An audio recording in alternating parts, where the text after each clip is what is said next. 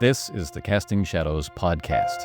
In this episode, I'm joined by Eric Schmidt of the Setting First YouTube channel and blog, and we'll be discussing grounding our characters in believable worlds so that those characters in turn feel believable.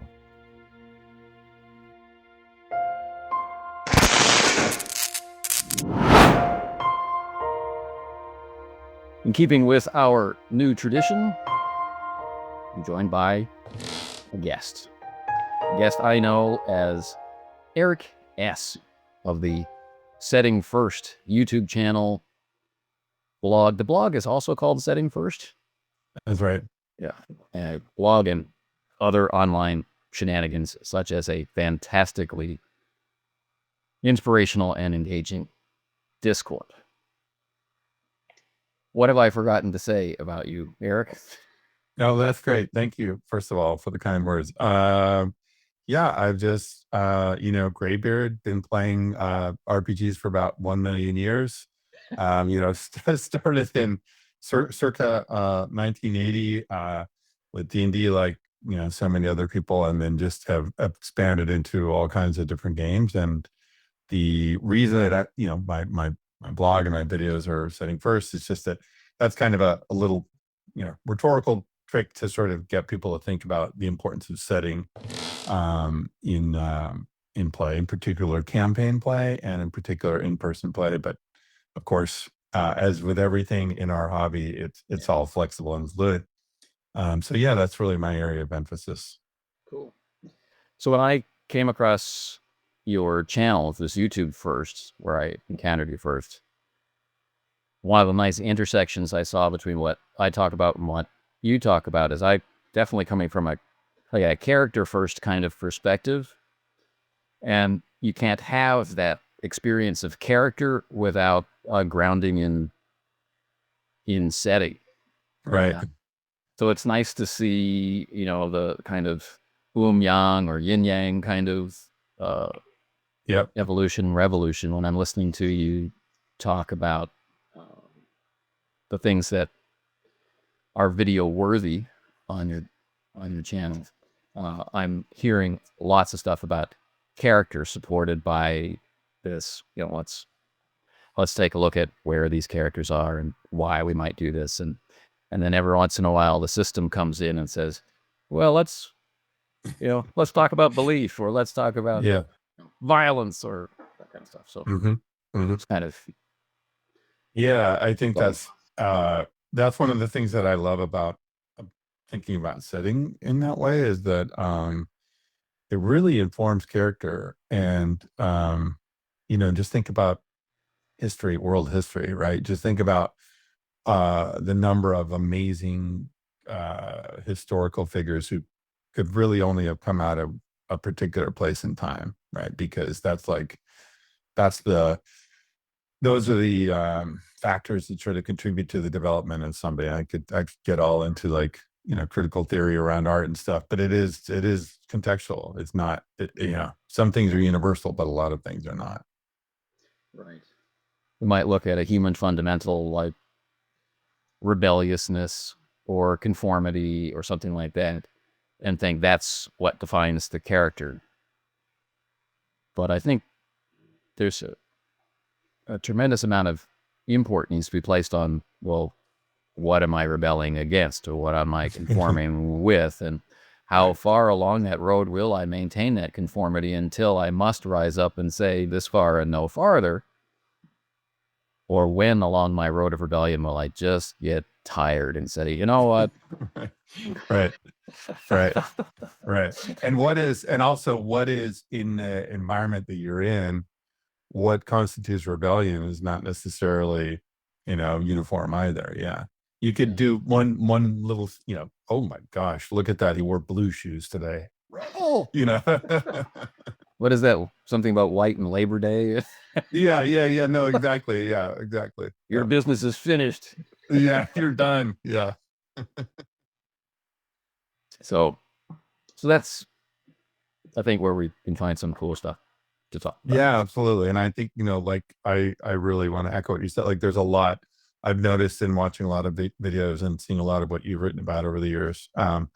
There's a lot of those things are not separable. There's people tend to, like I say, setting first. I don't mean setting only, right? It's it's like, or like, if you're talking about character driven stuff, it's not like you're ignoring the mechanics. The mechanics are important, right? It's How are they all, driving? What are they driving? yeah, yeah, exactly. It all feeds in together, and I think a lot of the many times the discourse with a capital D and tabletop role playing gets into these sort of bizarre arguments where people are talking about absolutes, or they're talking about these platonic ideals, and that's just not how it works. And to me, that's actually like one of the coolest things about role playing, is the squishiness of it, where you're trying to, is it about character, is it about story, is it about is it about the setting and the environment? Well, yes, it is. It's about all those things. Yes to all of those things. Yeah. And how what we decide to do becomes what we actually did. Yeah. Very true. Very true. Yeah. So I like all that stuff. Yeah.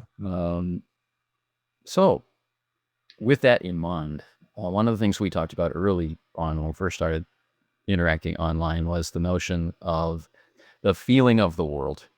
Mm-hmm. And how if we look at it as my beloved spectrum, Mm-hmm. we'll wind up Mm-hmm.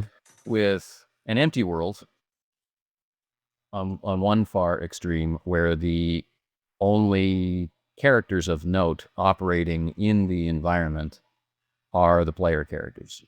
Right. Everything else is a response to them, or it's only there because of them and stuff. To the other end of the spectrum, where the world is completely full, and it might feel difficult to insert the characters, or the characters themselves might feel irrelevant. There's always someone else who can do the thing. Why are you asking me to go on this quest, or why are you asking me to solve this problem? Right. It could be any one of 100 people. All right. Right. Yeah, that's a great. Yeah, this is like a almost endlessly fascinating topic for me, because it also gets into a lot of.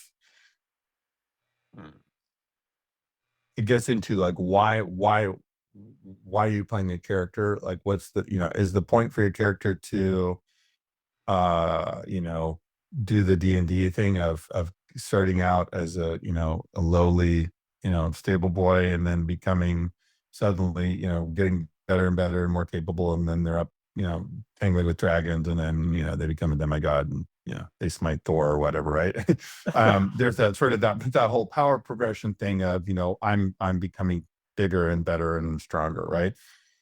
And then so that's sort of a big draw for a lot of people. That's really important. That's an important part of gaming. I don't want to Right. I don't want to negate that. But another way of looking at it too is that your character is going through the world and changing and growing in ways that are less predictable, and are less linear. Right. And that to me is tends to be more interesting, and that also tends to be informed by a world that is in motion outside of the player characters. Right. If the player characters get zapped away to another dimension for a while, whatever, and then they come back, things are happening, things are going.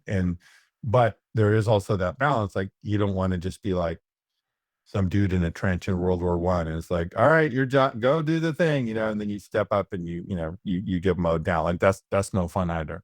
Right. So it's like, what is it that is going to make that character really interesting to play? What is going to help what's the journey that character could potentially go on? Like, what are the sort of, I guess, the opportunities for them to make an impact on the world?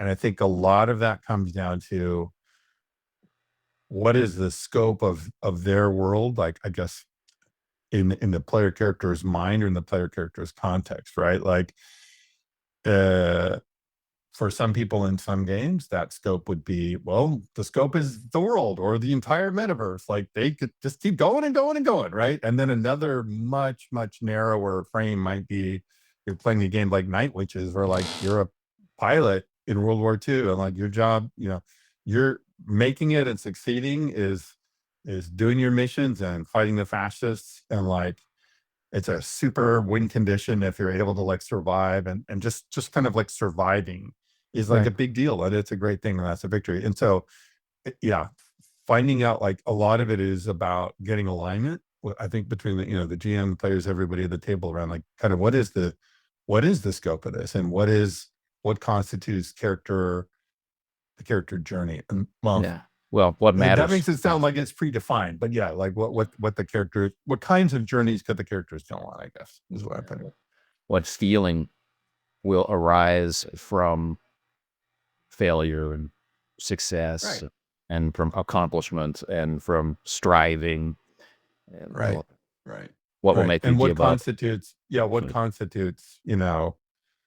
what constitutes success, what constitutes failure. I mean, there's also, there's games where the setting, the environment is just clear, like you're not going to win, and like the best thing that you can do in Call of Cthulhu or Delta Green is just like fight as long as you can and as hard as you can, and try to not, go under meekly, But it's a beautiful existentialist statement. I will define how I matter. I will define what I do, and the rest Mhm. will take care of itself.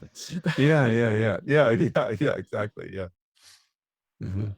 I think we can also take one step further to a character like the old pulp characters, who their immutability, in a sense, their dedication to a particular set of virtues or a particular goal or mission or whatever, that immutability is the selling point of the Mm. character. And the world is changing away from that set of ideals or whatnot, and Mhm. they're showing the capacity to stand up or Mhm. uh, Yeah, that's an interesting thought. I hadn't really thought about that, but that makes a lot of sense. Like, yeah, the old grizzled, detective who, the pulp detective who's like, hey, uh, you can take that grift money, you can look the other way, but I can't. I'm gonna get beat up, I'm gonna go down, but I don't care. Like, yeah, yeah, the yeah, only thing I have is my honor or whatever. yeah. And that doesn't stand alone. You couldn't have that if there wasn't a world around you that was changing, and provoking that question, which is also, as you know, is like one of my favorite hobby horses, which is, putting the player characters into situations where they have to make that tough choice. And again, like, I don't think that you can give characters a difficult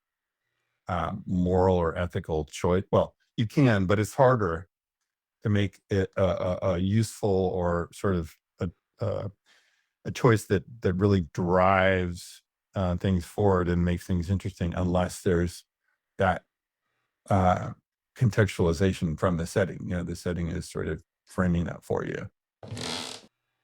Yeah, the noir detective who comes home to a world that honors them for their service overseas, and then sees corruption, nepotism, Yeah. whatnot, everybody else getting Mhm. ahead, and Mhm. Mhm. Mhm. or characters like the Shadow and Doc Savage, far more fantastical characters who are rising up to an exaggerated, fictionalized version of the mob, the syndicate, and Mhm. whatnot, Mhm. and Yeah. showing the opposite of, you don't have to cow down to this excessive cartoon force. You can rise up, you can show courage, you can be part of the network, the Shadow's network of Mhm. agents or Mhm. that kind Mhm. of stuff. So Yeah, that speaks also to, I think, emphasis on setting. For me, a lot of it is about, the setting has to make sense in its own terms, right? So, um, you know, with Delta Green, Um, Yeah. if the FBI agents set a house on fire, not to say that our characters have ever done that, uh, they, they set a house on fire, like there will be an investigation.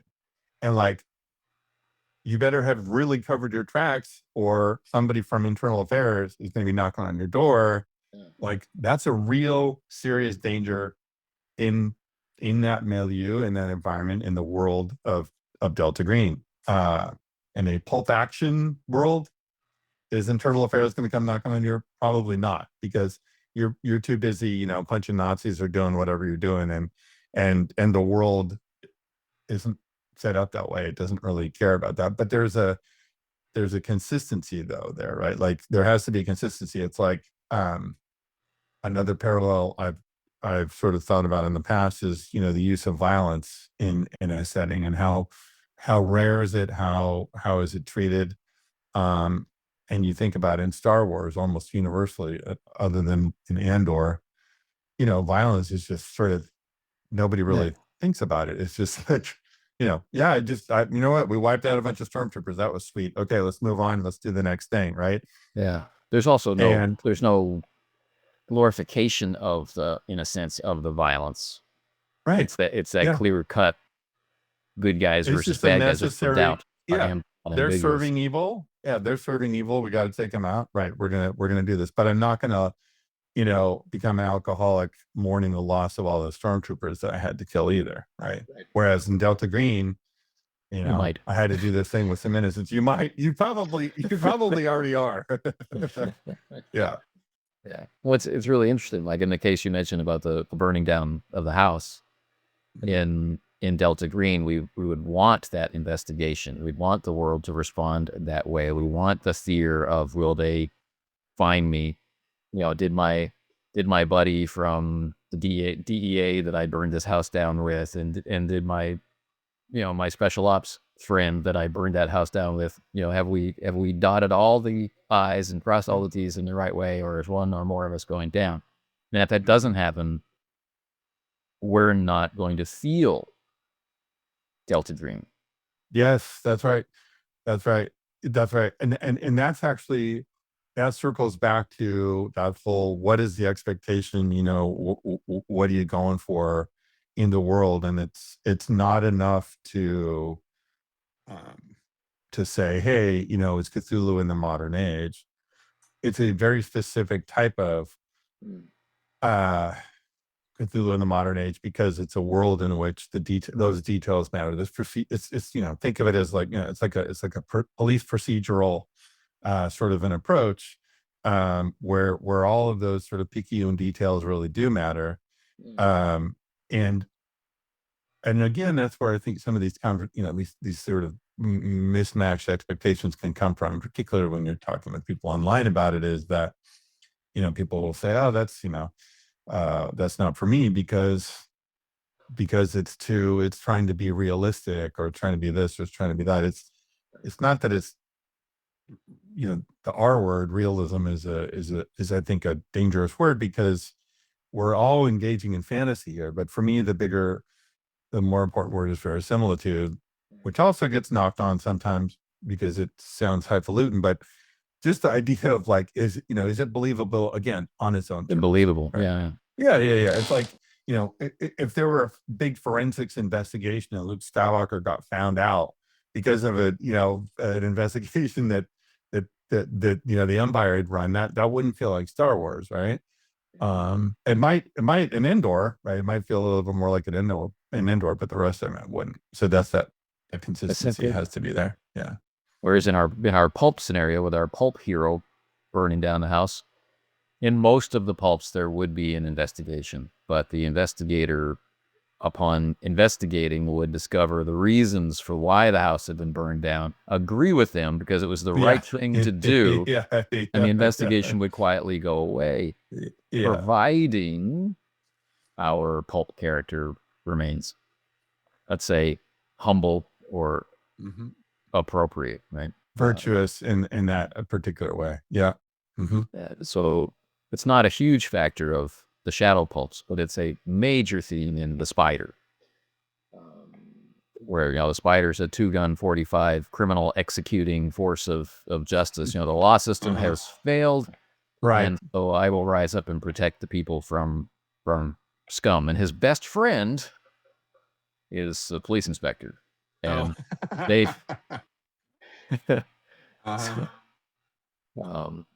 the friend, of course, always wants to catch the spider for the murders, and the Right. spider, who's a little bit psychotic, is like, "What murders?" What are you talking about? What murders? Right. I'm just keeping the streets clean. Yeah. Uh, the series is more nuanced than that, but that's a nice entry point. Yeah. So yeah, it's how does the world respond? How much room is it for the characters that we want to play to be the characters that we want to play? And what is the feedback like to give us the experience versus the product? Yeah. That's a good, and I was thinking, you were chatting earlier about, you know, um, well, wait a minute, it says here, this is the module, A2 or whatever. And like, I know that we haven't finished the module, like what's up. Right. And that's actually, something that I do, uh, when I'm running a campaign where there's published material for it. Um, I'll have all the books out. They Fix don't that. know which one which one is necessarily, which scenario are we running, like what, like I remember at one point we'd finished up one of the big published adventures in my Genesis campaign, and they were like, how much of that was like published and how much of that was not? And it was a point where I could tell it on. So it was about a third published material, and the rest was just stuff that I folded in on my own.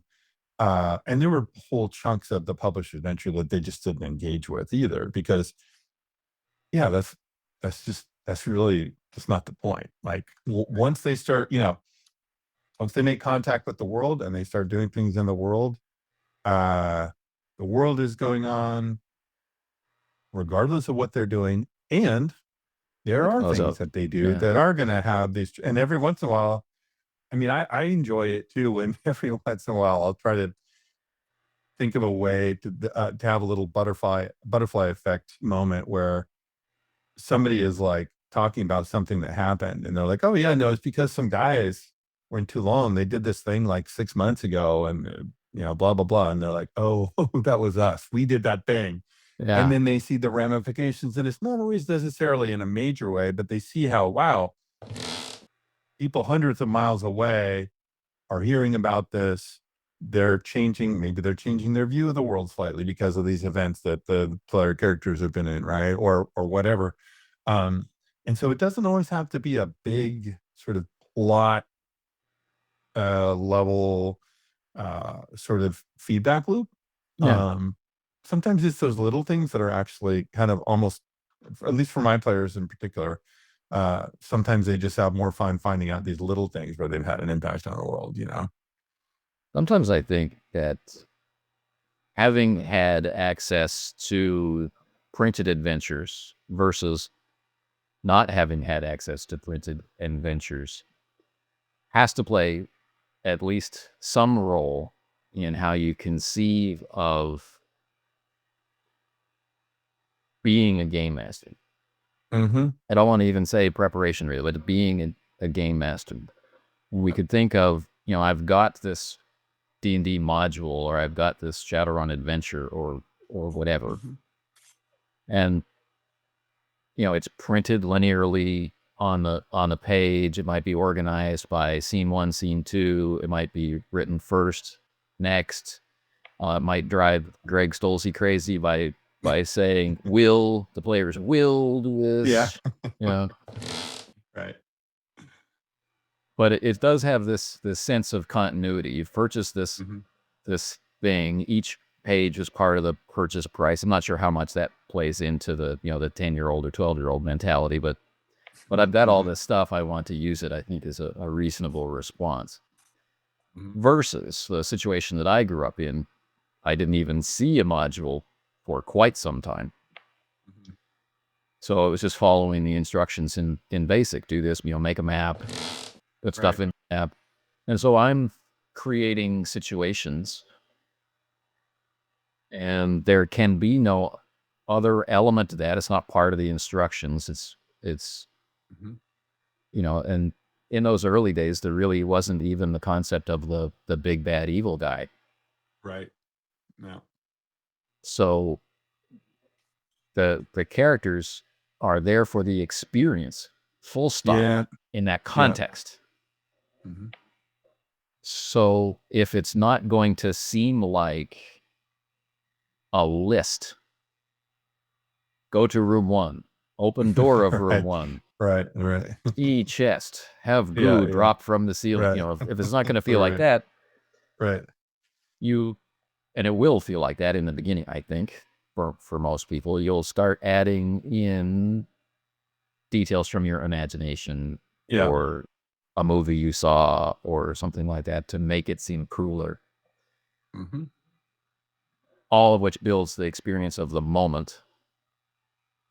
And then you discover a little later when you're talking about yesterday's session or whatever, it sounds like an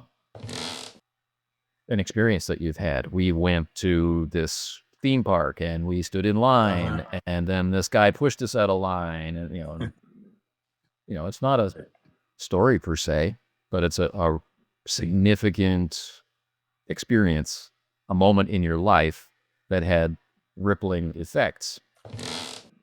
Yeah, those things come out. Yeah, when you're creating your own stuff, your subconscious is working all the time, coming up with stuff.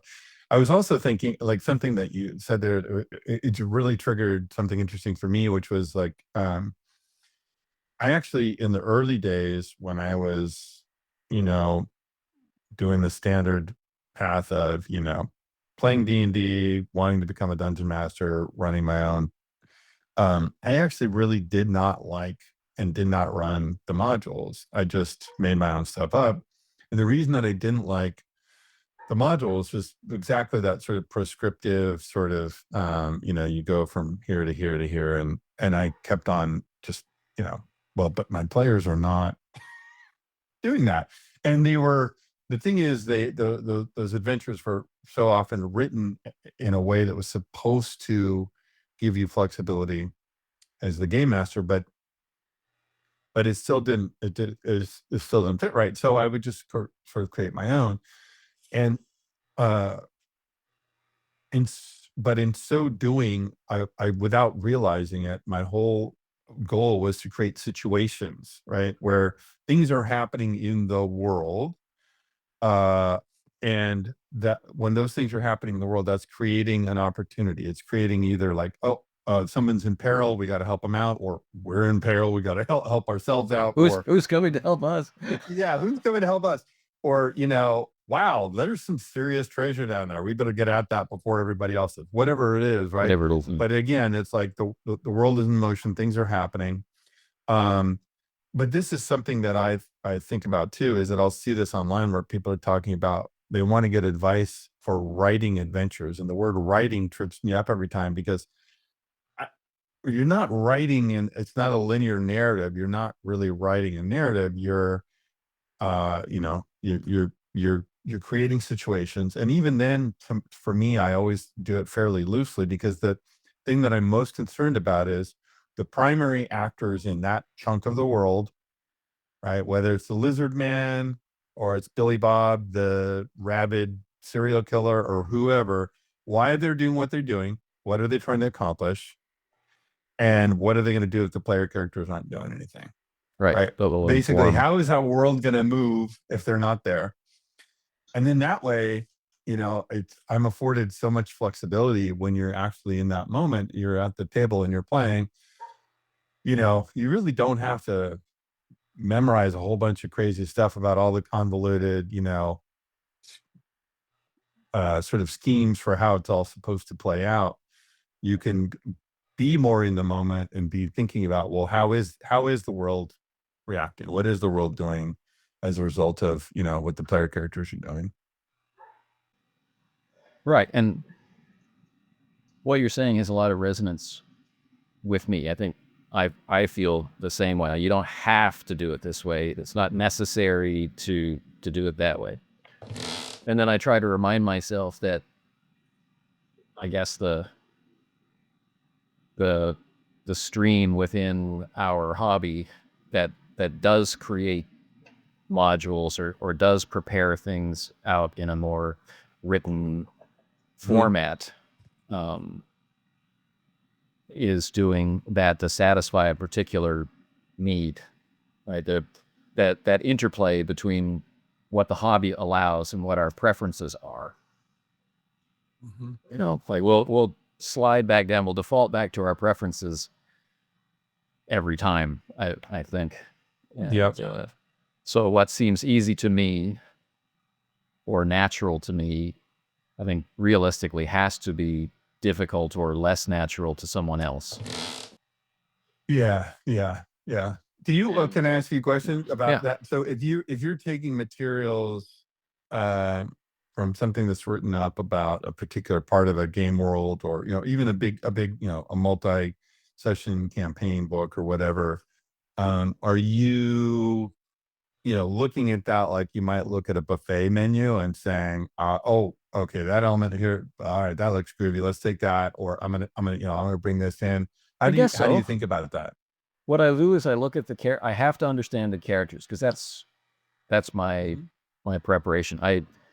I quickly discovered as a kid that I was an okay dungeon master. I never really felt in that role the same hit that I felt as a player.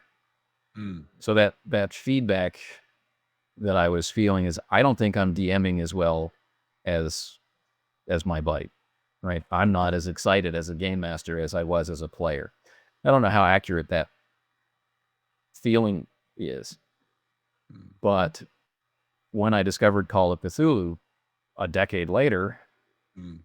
I did start getting that same feeling. Playing it or running it felt the same, and by that time, the way that I approached play, because I'm not a huge fantasy fan, so I gave up on dungeons early on in Dungeons and Dragons and created Mhm. different kinds of adventures for play. It was about characters doing things in places. And as we talked about before, there's a reason for someone to do something, so they were doing it.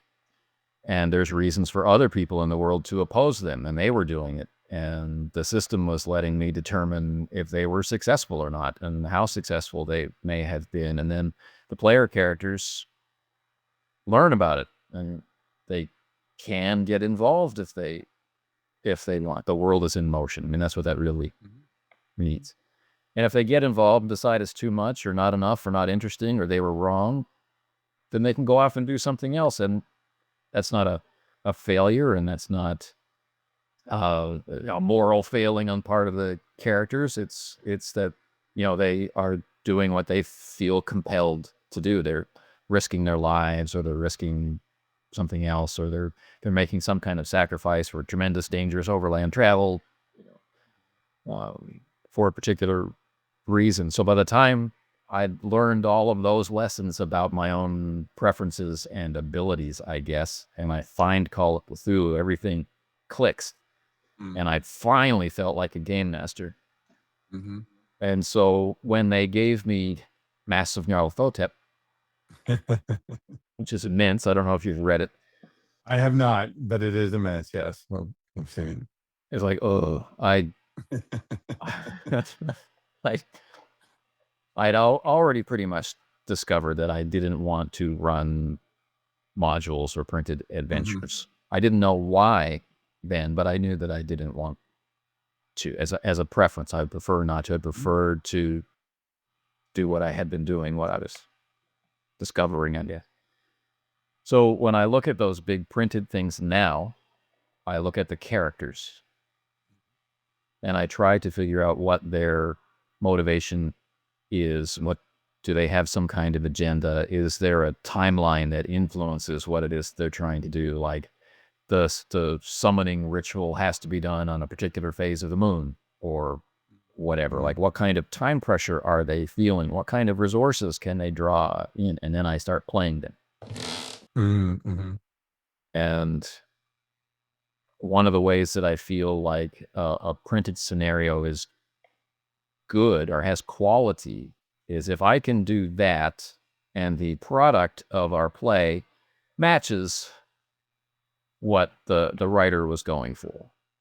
And I feel a scenario has lower quality if what you can do with the characters does not produce that. You get a completely different experience. Right. Yeah, that's I like that framing. It's the way that I tend to think of it is I think it's pretty similar, which is uh like I'll yeah, it's really interesting that you said that made me think for a second there, which is a rare and good thing.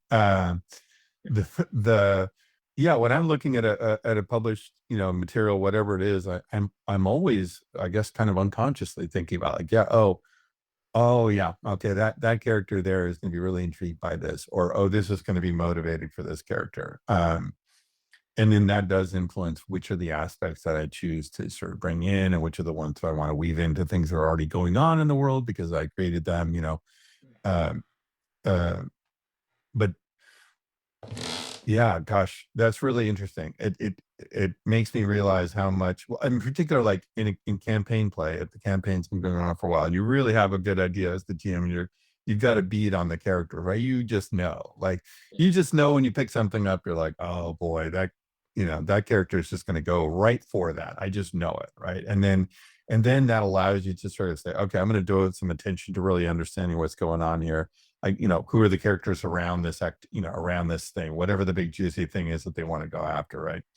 Um, and that's where, for me, so much of the fun as a GM is that it's the I think sometimes people they get hung up on this idea that like, you know, setting first is about world building and just going in and making an encyclopedia about what the world is like, and then well, you got to look it up on page 54. You don't want to do anything that's going to violate the terms of whatever. And it's really it's not it's evoking that feel, right? The And feel, yeah, the feeling, and also the world. I think about it this way too, like our world is um I have something called the jumbo shrimp rule, which is our world is full of things that are ridiculous, yeah, right? Like jumbo shrimp. Like, sorry, that's not jumbo. That's great. I'd like even more of it, but it's not jumbo. It's still little. It's still shrimp, right? Um, or the inconsistencies that we have, and how people will say one thing and do another. The law says this, but there's this giant loophole that allows for this nefarious thing to happen, right? And in our settings, our worlds that we operate in, I think people sometimes see the world as this thing where things are written down and that's inviolate. Well, it sometimes is more interesting when there's these weird little anomalies too. And if you've invoked the feeling of the world through play, right? And then every once in a while you see something that's a little bit off or a little bit weird. For my players, I think, at least, like, I think they really enjoy that because it makes them feel like they really know the world. They've internalized it, right. They're right? To a able degree to where they're like, recognize. yeah, they're like, wait a second, that's not right. That guy's wearing blue armor. That's just not right. It's supposed to be white. Why is that? And then they can, and it's some of those little things, like invoking some of those things, actually um make it feel more real. And that's a capability that you can develop, to your point, from knowing the characters, On character. knowing what's going to motivate them, what they're going to want to dig into, right? Where they're going to want to seek out that which does not make sense in this game world, those kinds of things. Yeah. So my preparation, such as it is, will be to consider the characters I'm responsible for and try to not consider the players' characters. Mhm. So I want to maintain clear lines of communication. So how does this particular low-ranking mob enforcer, how Mhm. much does that guy know about what's going on in the city? What could he Okay. reasonably Okay. react to? How quick Okay. is the network of rumors? Was it Mm-hmm. reported in the paper? Was it on the radio? I'm playing often these days in the 30s. Right? So, so it's the speed of conversation, and it's Right. in a pretty real sense a censored for public consumption media. Right. Papers are a little freer than what might come across the air. Right. So, Right.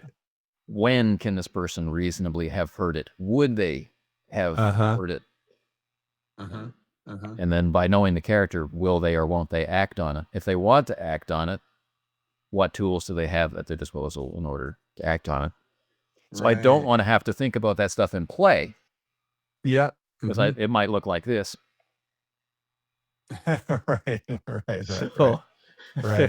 So I think about that during my preparation time, which is my long commute, from one place to another.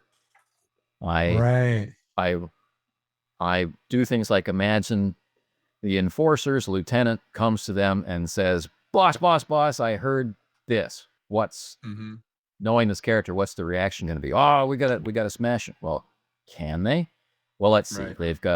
They're smuggling booze from this place to that place, so most of their guys are out of town. So actually, they can't do anything. Right? How long will it be until they can do something? Well, that would be like Wednesday or Thursday later on in the week. Will they still care about it then? Right. So I had to run through all that. That's a great way of thinking about it, because you can avoid I do definitely remember as a younger GM, as a teenage game master, I slaughtered many a player character. I'm just gonna say it right now. Not taking pride in this, but a lot of it was because I think I just sort of, you just sort of assume, well, the bad guys, they hear about it, and then they collectively go and react. They collectively, inflict punishment on the player characters. And now that I've operated in the real world for a while, like in my job, I have to work with all kinds of different clients, and I have a mantra that I tell my people on my teams, which is, don't ever assume that the client is talking amongst themselves. Like, Right. in the real world, like, organizations are composed of people, and people are flawed, and people are sometimes not paying attention, and sometimes they have a reason not to tell Carl from purchasing. Right, exactly. Like, wait a minute, they got away. Do I want to tell the boss, or do I want to take care of this on my own? On my own, yeah. Which are great. I mean, it's funny that you mentioned that you were thinking about what the characters, the NPCs or the GM controlled characters were thinking about. I was initially thinking that you were talking about, what would the player characters be drawn to, which is, I think, something that I sort of unconsciously do, as I said. But the thing about what the NPCs do, and sort of how they can react, and how they can like, how do they realistically operate? I know realistically is a dangerous word.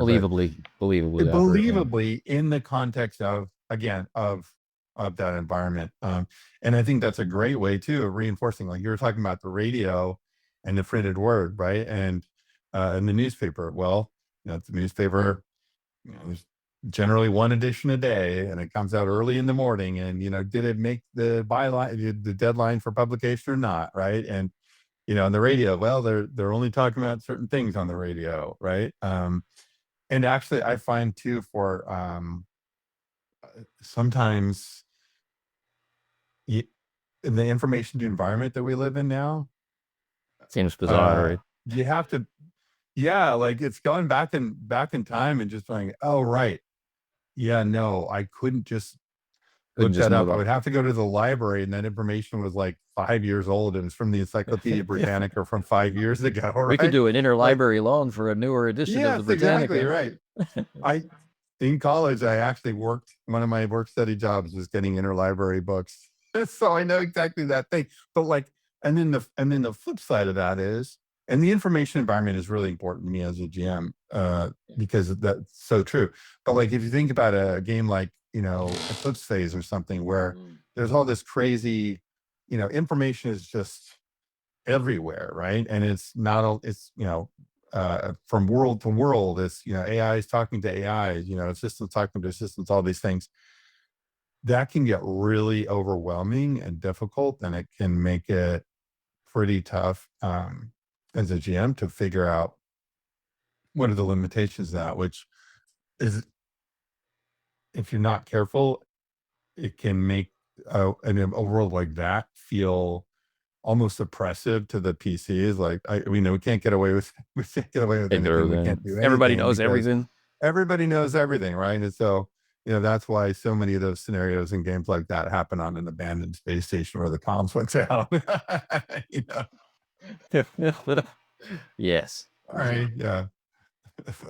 So, that's, I mean, this is my preferences speaking. This is your preferences speaking. What we've learned over time based on satisfying or not satisfying our own preferences, right? Our particular bias toward what the activity even is. Mhm. So now in our dotage, where we've amassed all these different tools that we can apply, uh, there is the option to start talking about a more curated experience. It's like I understand that with this group, with this game, this time, right, in the circumstances of our life, there's what we said we're going to do, and then there's what we actually do. There's a possibility now of these more closely aligning than 30, 40 years ago, when it was a lot more hit and miss. It was a lot more random. And we didn't know what we wanted. We didn't know the effect of speaking this way versus speaking that way would have. We were still learning it. So I think it's kind of interesting, this the experience of the world that they're in. What happens when they open their front door, or they open the airlock, or what have you? Mhm. What is on the other side, and when will you, Eric, as the game master, compress time of travel as irrelevant or not, or Mhm. or explode it, the opposite of compress it, so that we're Mhm. hyper focused on all the details Mhm. in that Uh-huh. moment. Okay. It's funny that you mentioned that, because in that same Genesis campaign, the characters were basically, they were taking a route. They made a route of their own through really, really dangerous, marshy, swampy territory, for that took weeks. And to emphasize that this is not a traveled path, this is you guys just YOLOing it here. Um, I'm gonna, and also you're in the marsh and the swamp, and I want you to feel what that's like, so that when you get to civilization, it's a big deal. And so it was session after session after session. And I feel like I hope that I did a good enough job of differentiating those sessions. There was a lot actually going on there. But when they got, I kept on talking about, there's this oppressive humidity and the heat, and then like, oh, you're getting, your boots are getting rotten, because they're just rotting out from all this moisture. And all these things happen. And then they sort of had this sort of moment towards the end of that journey where they just got to kind of really rapidly, they got in a vehicle and they sort of got out of that. And they were just like, they were so overjoyed to be out of the swamp. And I really felt like, okay, I've achieved something here because that sort of, that relentless oppressiveness now, um, our group in general, we don't tend to skip forward in time all that often, and we enjoy sort of those, day-to-day narrative moments. Other groups probably, like, I don't know, probably the majority of player groups, to be honest, if I'd have tried that approach with them for something like this, there'd been like, dude, for like 6 sessions of swamp action here, like, this is just what's going on, man. I didn't come here to, to do this, right? But, but again, for us, it was important to really get that feeling. And then the other thing is that whenever they went anywhere in civilization, they were talking about what they were done, they were like, oh, we opened up a new way through the swamp. You know, we did this and we did that, and so it felt like a very Yeah. personal like victory for them just to have They made it through earned it. that. Yeah. They Yeah. earned it exactly, yeah. And then of course there's other times where yeah, okay, you're going through the mountains for 4 days. I'm not concerned terribly about, the mountains are the mountains are the mountains. You know, you're going on the track that everybody's been on a million times. Like that's not all that, all that interesting. So Well, I can it imagine depends. with a group like you're describing that during the 6 sessions of creating the passage, that play was largely intercharacter Mhm. interactions mixed in with the swamp being unpleasant. Y Yeah. Yep. Yep, there's a lot of that, and actually, I think you're bringing something up really interesting, which is, I think when the players and the character when the players have been immersed in a world for long enough, and I know that, people talk about immersion, and is it a thing, and can we talk about that? Whatever. When people have been, engaged with this world for a time, and they know it well enough, yeah, and they start talking. The characters are talking about stuff, and they're each of these player characters is from a different cult in the game world. And so they're like, well, I don't know, my cult would, well, they wouldn't really like this, or I don't know if we should do that, or should we tell these guys, and yeah, and they're just going off and they're running with it. And I love those moments. Also, of course, I'm sure you're this way. I'm jotting down notes furiously. Like, you guys are telling me so many things about what I want to do, like without knowing you're telling me things that I want to, have come up later and so forth. Yeah, I find that we tend to find those moments really, really Yeah. enjoyable. The, and when the goal of play is the experience, those characters over those 6 sessions got an experience of a part of the world. If they chose to, those individual players could be imagining, well, they could be bringing in memories of oppressive heat Mhm. and humidity, Mhm. and trying Mhm. to feel that again. And they've been in a Mhm. swamp, maybe trying to smell that again, Mhm. and they're thinking about who their character is, and that gives them an opportunity to stop thinking about who their character is and become practiced enough with understanding who their character is that they can sit down and have a conversation, Mhm. kind Mhm. of Yeah. ignoring the if I were X, Yeah, I yeah, yeah, would. right, right. Just becomes Right, I right, would. right. Yeah. Yeah, yeah, yeah. Yeah, and I don't actually, and I don't mean to keep bringing up the same, that same campaign, but there was another point where one of the player characters who represents this cult that is basically, their whole thing is to wipe out this alien spore that's, hit the earth and created all these problems. I mean, there's another group, the apocalyptics, and they're just like, it's all gonna burn down anyway, man. Like, have some fun, get drunk, make some money, right? Well, this player character's sister had run off years ago. I planted the seed at his character creation, and then like 40 sessions in, I had her show up, and she's an apocalyptic. And Right. so they had this conversation. It's like, oh my God, it's amazing to see you. You're alive. They're both coming back. And then it turned, and then they were just arguing about literally about morality in this game world. This is not the kind you couldn't have a Not moral player to discussion player. about whether to Yes. deal with the spores in our world, right? It is truly an outgrowth of the setting. And that was actually, I think 80% of that one session was literally just them and then some of the other characters, talking about these things. And it also led to that same player character um having to make a really tough choice about whether to sort of follow the dictates of his cult or help his sister with one last big heist. Turned out to not go well. But it was a great, it was like, again, is the world doesn't care what your ethics are, it doesn't care what your predilections are. It's constantly pressuring and pushing against that, and it wants to see what comes out of that. Yeah. How does your character react to that?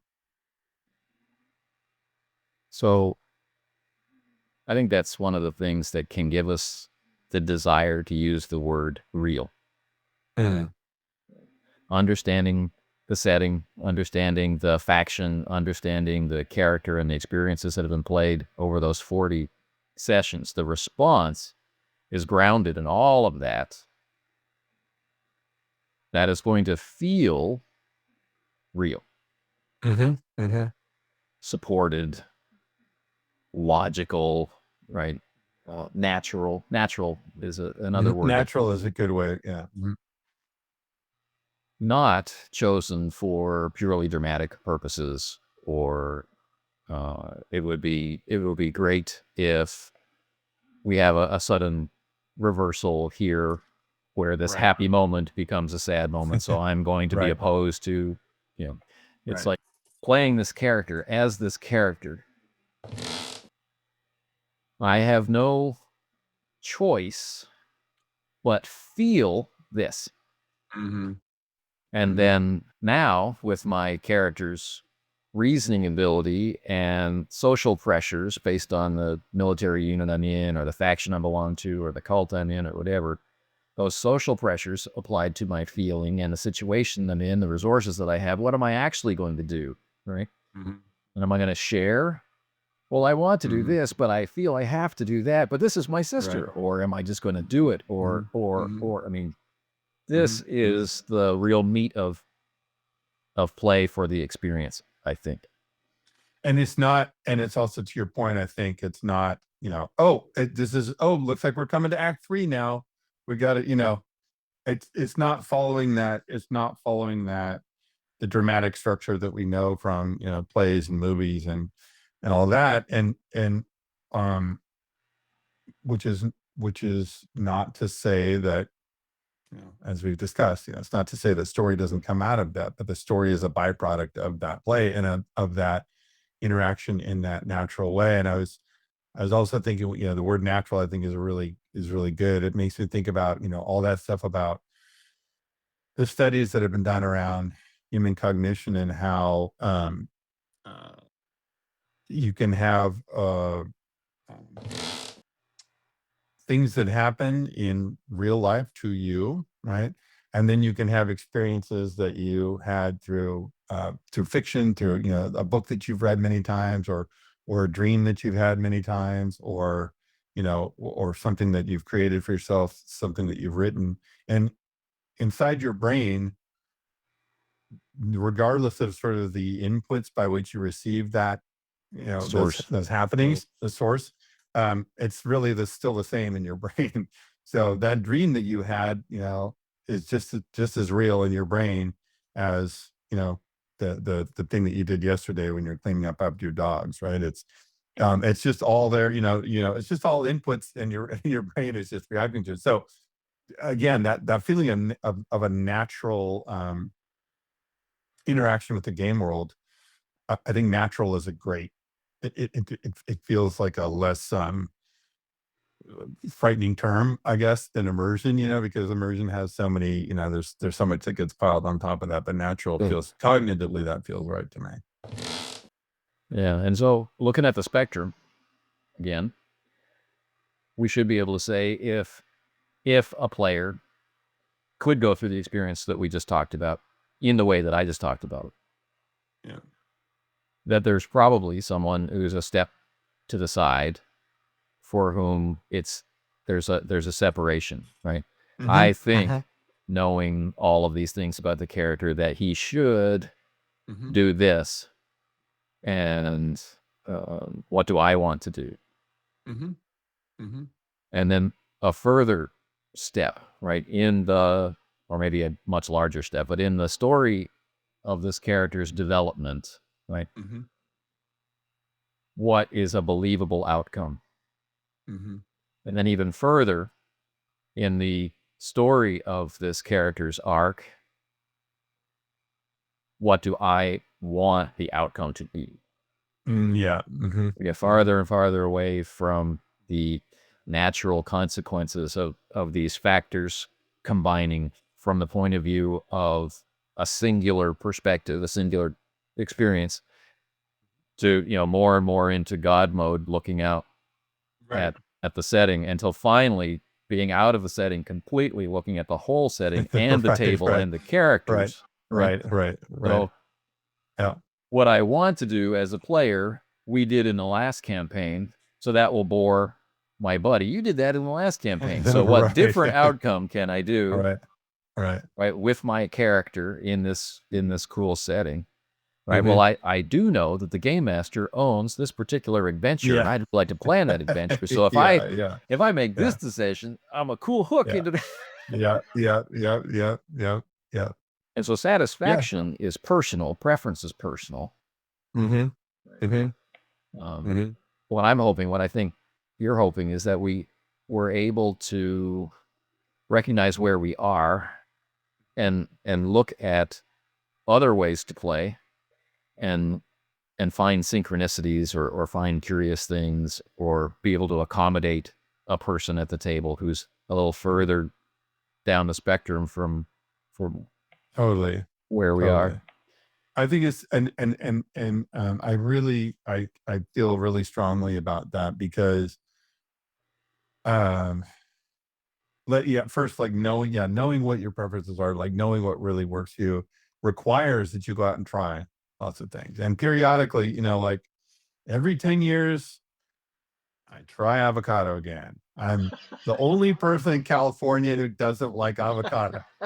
And I want to because it's so good for you, but I just don't like it. But every 10 years I'll try it again. Right. Just in And case. so just in case, you never know. And so, it's the same thing. I've had games that I bounced off of or sort of mechanical approaches that I bounce off of. And I'll come back and I'll try again. And also um doing so also helps me understand, like, somebody who's really fired up about, Fate, for example, and they really love it.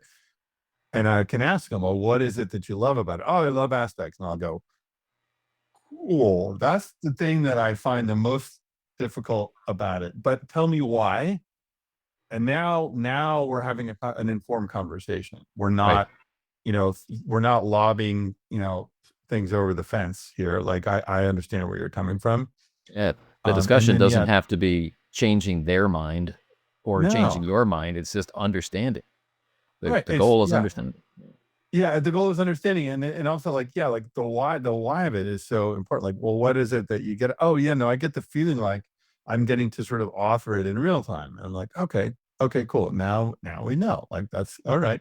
So if we were to find a game that we wanted to play together, we would, what would be? How would we do that? Like, well, maybe it wouldn't be Fate, and maybe it wouldn't be, whatever, Call of Cthulhu. Maybe it'd be, you know, Blue Planet uh, Recontact. boom, there you go. Maybe. Yes, maybe. Which is, by the way, is on my list to order. Thank you again for telling me. Yeah, maybe the Outgunned or something like that. I don't know. Right.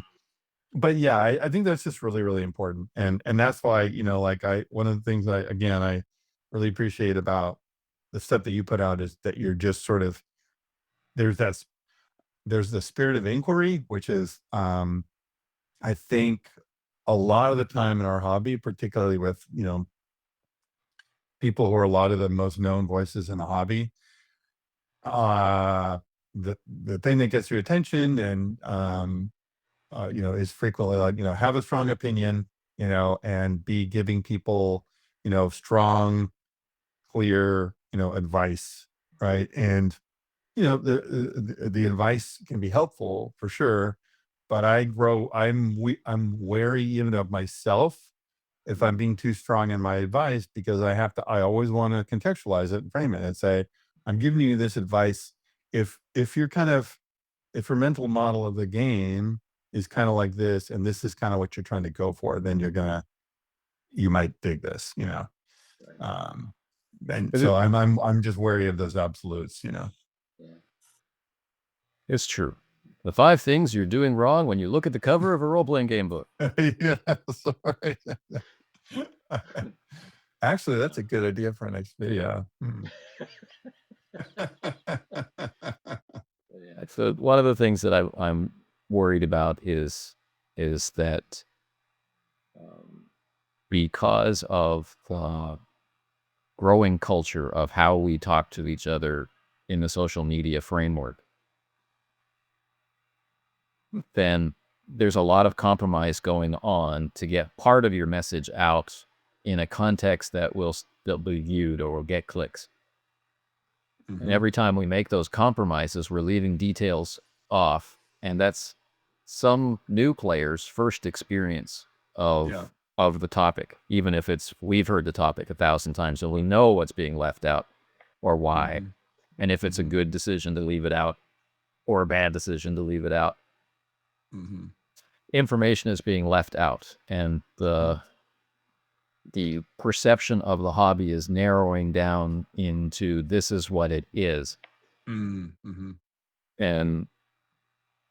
when we compare the source of the hobby, the printed word still so far, and how it does or doesn't communicate its own context, it's the very rare game that puts itself in the context of a variety of different games to let you know how to read it charitably in an understanding way for what it's trying to communicate to you.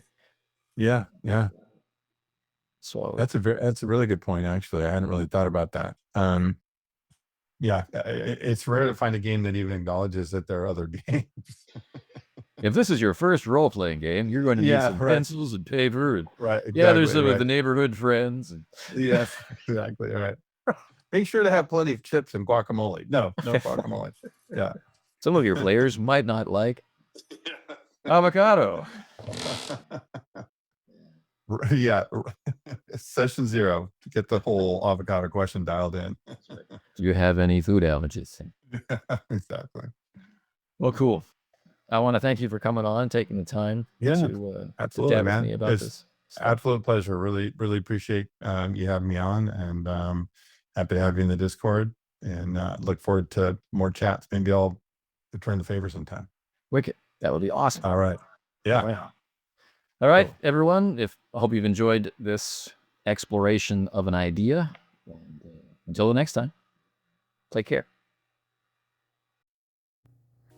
You have been listening to an episode of the Casting Shadows podcast, an extension of the Casting Shadows blog and the Runeslinger YouTube channel.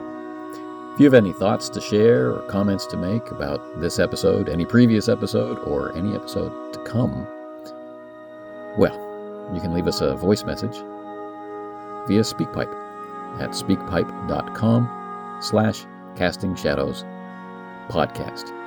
There are other ways to get in touch with us, and you can find them in the show notes.